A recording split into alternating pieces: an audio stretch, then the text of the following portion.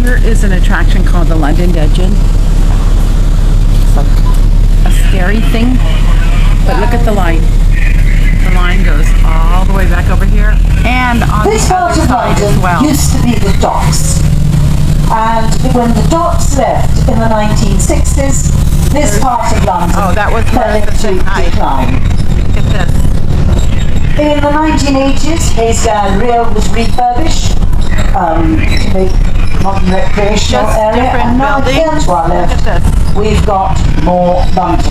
Bridges. More London is what we have, and this more is modern London on this side. Services for the city. Most of these buildings were built in the 1900s, much like in Paris.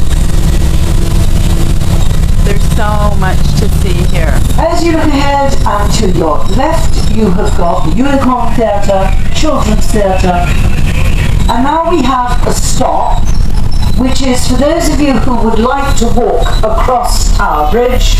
No. If anyone would like to go to City Hall, I don't want to do that. Do you want to stay or do you want to change? You will change. Right, here they come, Mark. It's the same bus stop. Okay, we're going to go across Tower Bridge in just a minute, so I'm going to keep recording. This has been a phenomenal bus ride, and I would suggest that if you come to Europe that you take any of the hop-on, hop-off buses, because they really take you to different places that you just don't know how to get to. Here we go. As you look across to your left, here we have this lopsided building. This lopsided building is one of Norman Foster's, and it is City Hall. It is local government for London, and it's where Boris Johnson, was the lopsided building. Has his office. Many parks here. Here's Samuel Bourne. I don't know what he was born of, but born something or another. Here's this statue, many statues. Whoa! That was scary. Okay, so we have that. And here we go. So we're now getting ready to cross the Tower Bridge. There's Marissa. Is anybody returning to London who knows it well but hasn't been back for some years? No. What we have here to our left, the skyline, would have been unthinkable even 10 years ago. London is built on clay. Clay makes for a wonderful underground railway system, because you can tunnel in every direction. Clay does not support tall buildings at all well, but various techniques have been developed. I'm sure if I tell you that one of the buildings is nicknamed the Gherkin, you will know exactly which one I'm talking about. And you will see just below the top of the Gherkin that there is a rail from which window cleaners hang their cradles.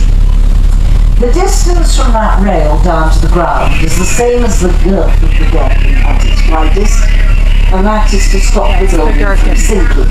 It is on a very small plot of land, and had it been built as a cylinder, it would have sunk. The Gherkin. So we're about to cross Tower Bridge. We're going to cross Tower Bridge right now. Cross Tower Bridge, I'm going to talk about the Tower of London.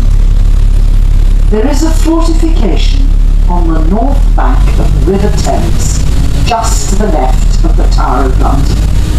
And the whole of that fortification is called the Tower of London. The whole thing. The Tower of London was begun in the 11th century as a royal residence for William, Duke of Normandy, William the Conqueror. But as more and more was required of the tower, so more and more was added on. As you look across to your left, the tide is high, and so it's difficult to see that there's a bricked up gateway, but you can see that there is a wall between the tower and the river.